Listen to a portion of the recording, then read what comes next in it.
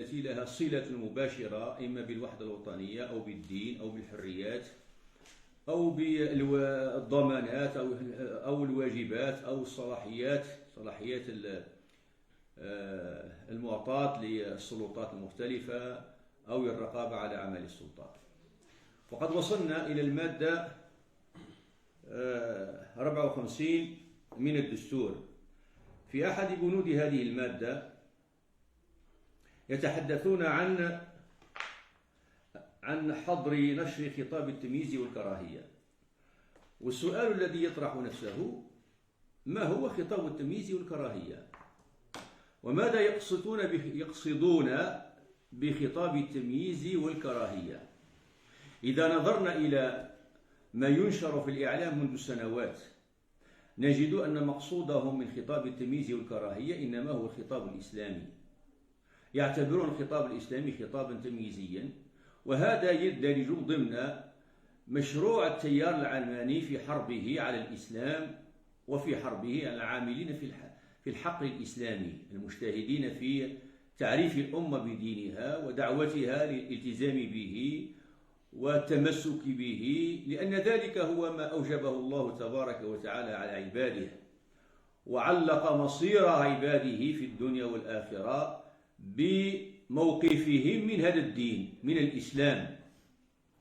فهم يعتبرون هذا الخطاب كأنما هو خطاب تمييزي يميز عندئذ بين المسلم الملتزم بدينه والمسلم الذي يقول عن نفسه أنه مسلم والمسلم المحارب لهذا الدين. التيار العلماني تيار محارب لهذا الدين، وهم لا يستحون من هذا ولا يخفونه في نفس الوقت، بل يجهرون به. واليوم في هذا المشروع في هذا الدستور قد كرسوا آراءهم هذه في الدستور، ولذلك لابد علينا من توضيح الأمر للرأي العام الوطني بأن هذا القول ليس على إطلاقه. وإذا كان مقصودهم إنما هو الخطاب التكفيري، إذا كان مقصودهم الخطاب التكفيري الذي يكفر الناس دون بينة، دون التأكد من توفر شروط التكفير واندفاع الموانع التي ذكرها فقهاؤنا والتي اتفقوا عليها، إذا كان هو هذا المقصود المفروض هذه المادة تضبط أو هذا البند يضبط. قال الخطاب التمييزي الذي ينشر الكراهية والتكفير مثلا، أو ينشر التكفير أو يروج للتكفير، أو يجعلون من أنفسهم أوصياء على الناس، على إيمان الناس وعقائد الناس وما إلى ذلك، حتى لا يستغل بعد ذلك استغلالات سيئة فيقعون عندئذ في ظلم عموم العلماء والدعاة إلى الله سبحانه عز وجل، الذين أخذوا على أنفسهم مسؤولية الدعوة إلى الله وتعريف الناس بدينهم، عملا بقول الله سبحانه عز وجل: قل هذه سبيلي أدعو إلى الله على بصيرة أنا ومن اتبعني وسبحان الله وما أنا من المشركين. أيضا جاء في المادة 57 في بند من بنودها: يحظر على الأحزاب السياسية الدعاية الحزبية التي تقوم على العناصر المبينة في الفقرة السابقة، يقصدون الدين والعرق واللسان وما إلى ذلك. الملاحظة الكبرى التي ينبغي التأكيد عليها هو أن واضعي هذا الدستور لا يفرقون بين الإسلام كدين وبين الديانات الوضعية الأخرى أو الديانات القديمة التي أبطلها الإسلام كالمسيحية مثلا أو اليهودية، لا يفرقون، هي كل أصحابها يسمونها دين. فهؤلاء في هذه المادة لا يفرقون بين الإسلام وبين غيره من الديانات الأخرى، والله سبحانه عز وجل فرق. الله سبحانه عز وجل لم يرضى إلا دينا واحدا وهو الإسلام. قال تعالى: إن الدين عند الله الإسلام. وقال تعالى: ومن يبتغي غير الإسلام دينا فلن يقبل منه. والإسلام دين متميز لأنه منهج حياة جمع بين العقيدة والعبادات والأخلاق والشرائع والفضائل وما إلى ذلك، وهو دين كما قال الله عنه وضع من أجل سعادة الناس، فكل ما فيه من أحكام إنما هي رحمة من الله تبارك وتعالى بعباده. وقد ذكر الله تبارك وتعالى في آية جامعة عامة كلية واصفة لطبيعة رسالة محمد عليه الصلاة والسلام، وهي قوله تعالى: وما أرسلناك إلا رحمة للعالمين. إلا رحمة للعالمين. فعقيدته رحمة، وعباداته رحمة، وأخلاقه رحمة، وشرائعه رحمة، وفضائله رحمة، كل مكوناته إنما هي رحمة. هذا قول الله. وجميع الدراسات القانونية، جميعها دون استثناء، جميع الدراسات القانونية القائمة على فكرة التشريع المقارن تثبت صدق ما جاء من وصف لله تبارك وتعالى لكتابه ولدينه ولشرعه. والله صادق ولا يحتاج إلى من يصدقه، فالله سبحانه عز وجل لا راد لقوله، وهو صادق في كل ما قال.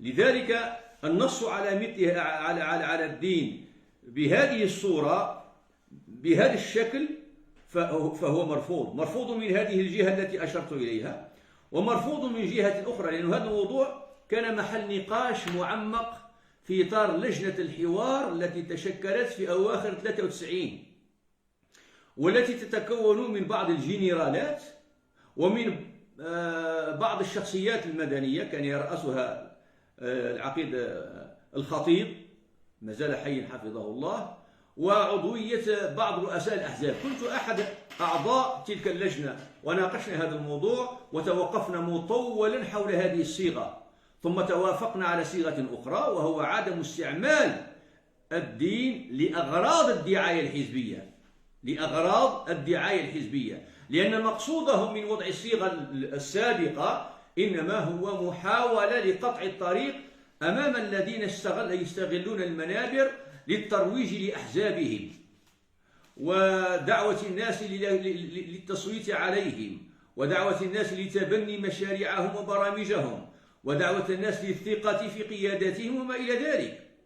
هذا الأمر هذا يتحقق بصيغة توافقنا عليها، وهي الدعاية الحزبية لأغراض الدعاية الحزبية. أما النص عليه بشكل مطلق عدم يمنع عن الأحزاب وغيرها استعمال الدين أو استغلال الدين، هذا معناها منع للمرجعية للحق في المرجعية. بأي حق؟ بأي حق يمنع على الحزب الحق في المرجعية؟ قال إذا كان السبب هو أن هذا الدين هو دين الجميع وأنه عام كأنه حق عام، نقول طيب هناك كلمات أضحت أيضا حقا عاما، كالديمقراطية أضحت حقا عاما، الجمهورية أضحت حقا عاما. فإذا كانت العلة في عدم السماح للحزب بأن يستعمل الدين لكون هذا الدين حقا عاما، هذه العلة موجودة أيضا في استعمال الديمقراطية، إذن فلينصوا على عدم استعمال الديمقراطية وعدم استعمال الجمهورية وكل ما كان لفظا عاما يمنع من استعماله. أيقول بهذا عاقل؟ أيقول بهذا مثقف؟ أيقول بهذا منصف؟ لا يقول بهذا مثقف ولا منصف ولا عاقل أبدا، وإنما يقول بهذا إنسان امتلأ قلبه ضغين على الدين، أو أنه جاهل بمعنى الدين الإسلام يتكلم.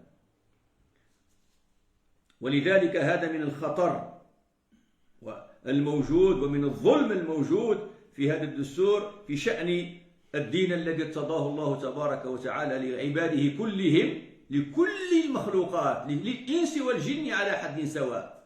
لأن رسول الله ليس رسولا للعرب وحدهم، بل هو رسول الله للبشر كلهم ورسول الله للجن كلهم.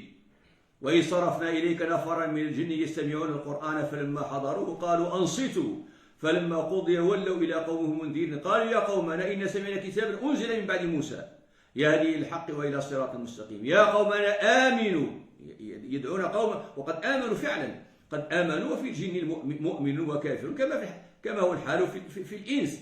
والله قال وما لرسوله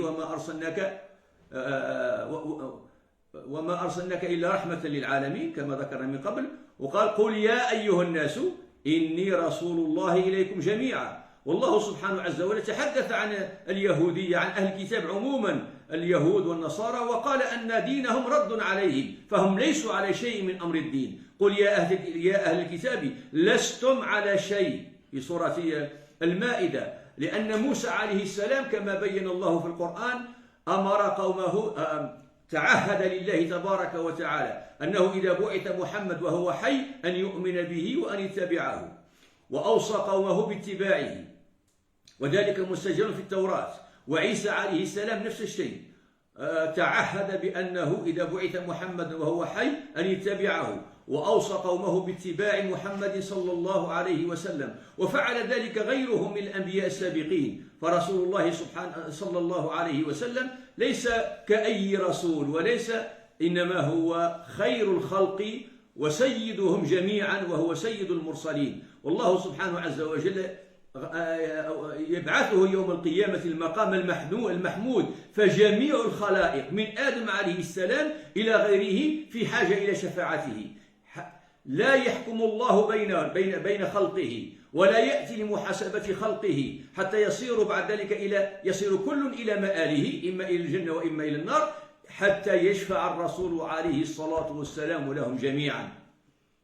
والحديث في هذا واضح ومعلوم، ولولا خوفي من الإطالة لتوسعت في بسطه وشرحه وبيانه للناس. إذن هذا في هذه المادة 57 كما قلت في بند من بنودها فيه عدوان صارف على الدين، لعل سببه كما قلت من قبل. المادة 59 الآن تتحدث عن تعمل الدولة على ترقية الحقوق السياسية للمرأة بتوسيع حظوظ تمثيلها في المجالس المنتخبة. هذا من الحق الذي يراد به الباطل. لماذا هذا الأمر؟ هذا باش حتى الإخوة النظارة يعرفون هذا النص نتاع حول التمثيل ونسب التمثيل التي وضعت من قبل، والتي استصحبت الآن في الدستور، وضعت في القانون تاع الانتخابات واستصحبت الآن لكي توضع في الدستور. هذا أمر لا يوجد إلا في الجزائر، وربما في بعض الدول المتخلفة الخاضعة لإملاءات الغرب، لكنه في الغرب لا يوجد. اقرأوا إن شئتم دستور فرنسا أو بريطانيا أو ألمانيا أو أمريكا أو أي دولة، لا تجدون شيئا من هذا القبيل مطلقا.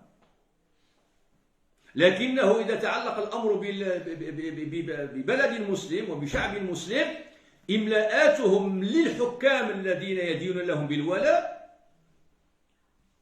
تمس مثل هذه المسائل. وقد جربنا في الجزائر هذا الأمر هذا في الاستحقاقات الماضية. ماذا كانت النتيجة؟ كانت النتيجة خراب في خراب إذا جاز التعبير. كانت النتيجة أن المجالس المنتخبة دخلتها النساء، ولكنها لا تقوى على تحمل أي مسؤولية من المسؤوليات. يأخذون المساعدات العلاوات الموجودة ويجلسون في بيوتهن. بعد ذلك كانت النتيجة أن دخلوا البرلمان، ولكنه برلمان كما أطلق عليه الكثير من الصحفيين برلمان الحفافات، ليس لهن من دور إلا التجمل والمجيء للبرلمان من أجل شرب القهوة والشاي وما إلى ذلك والحديث وهذا فقط. يعني أبهذا ترقى المرأة، وبهذا يخدم الشعب الجزائري، أبهذا يكون القانون أداة عظيمة القيمة والشأن في رعاية المصالح والحقوق والحريات، وفي تحسين المستوى، وفي المساهمة في إصلاح أوضاع المجتمع، أم أن هذا إجراء من مساوئه الكبرى هو أنه يفسد المرأة، وبفساد المرأة يفسدون الأسرة، وبفساد الأسرة يفسدون الأجيال. فهو إذن هذا بند هو من الحق في ظاهره حق أنه انتصار للمرأة، ولكن في حق باطنه شر وباطنه فساد، لأنه يستعمل كأدوات جبارة في إفساد الأسر وفي إفساد الأجيال. وعرف من، يعني قال واحد من احترم من عرف قدر نفسه.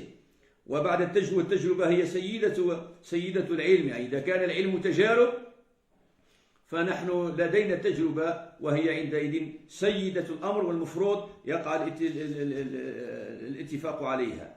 والحل في هذه المسائل في الأصل أن يترك الأمر كما هو متروك في الدول التي يقلدونها، أن يترك الأمر لسياسات الأحزاب الموجودة. ولا شك أن الأحزاب كانت ترشح كذلك نساء، ولكن ليست مجبرة 50% نساء و50% رجال، وأن الترتيب يكون كذا ويكون كذا، وإنما ذلك يخضع للأهلية أو للكفاية كما يسميها الفقهاء، للكفاية. والكفاية فيها العلم وفيها الذكاء وفيها الخبرة. ألسنا نريد أن تكون المجالس عامرة بأصحاب العلم وأصحاب الذكاء والخبرة؟ إذا كان الجواب نعم، نريد أن تكون المجالس عامرة بأصحاب العلم وبأصحاب الذكاء وبأصحاب الخبرة، إذن يجعل معيار الانتقاء معيار العلم والذكاء والخبرة والتجربة، ويترك هذا للأحزاب المشاركة في الانتخابات، هي التي تسهر على تطبيق هذا المعيار في من تقدمه للأمة. لهذا إذا أحببنا أن تكون الحياة السياسية حياة تبني ولا تهدم، وتصلح ولا تفسد، وتجمع ولا تفرق، وتحسن ولا تسيء. أما إذا أردنا أن يقوى الفساد والإفساد وما إلى ذلك، فدعوا الأمر على ما هو عليه عندئذ.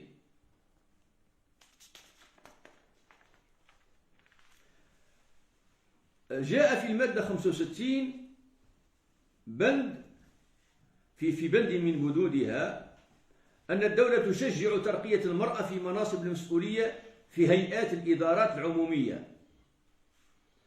هو نفس المشكل، يعني ما قلناه في الترشيح على قوائم الانتخابية يقال أيضا هنا.